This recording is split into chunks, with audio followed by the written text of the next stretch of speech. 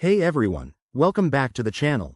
If you're holding Dogecoin on Uphold and want to move it to your super secure Ledger Nano X for better control, you're in the right place.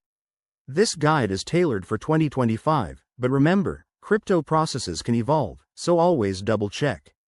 Let's dive in. First things first, make sure your Ledger Nano X is set up and connected to your computer.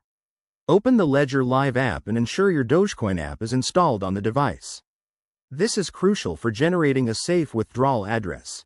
Why? Because hardware wallets like Ledger keep your keys offline, protecting you from hacks. Now, log into your Uphold account on your web browser or app. Head over to your Dogecoin wallet, it's usually under the Assets tab. Once you're there, look for the Withdraw or Send button. Click it, and you'll be prompted to enter a destination address. Back to your Ledger. On the Ledger Live app, select Dogecoin from the dashboard. Generate a receive address by clicking the Receive button. This will display a unique address on your Ledger screen. Double-check it to avoid any mistakes. Pro tip: always verify the address on the device itself to prevent phishing attacks. Copy that address carefully and paste it into the withdrawal field on Uphold. Enter the amount of Dogecoin you want to withdraw, making sure it's above any minimum limits. Uphold might charge a small fee, so keep that in mind.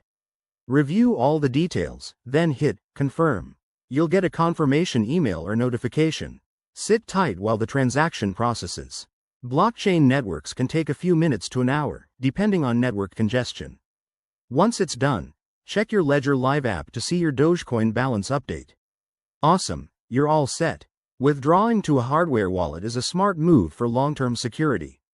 If you found this helpful, give it a thumbs up, subscribe for more crypto tips, and drop a comment if you have questions. Stay safe out there, and I'll see you in the next video.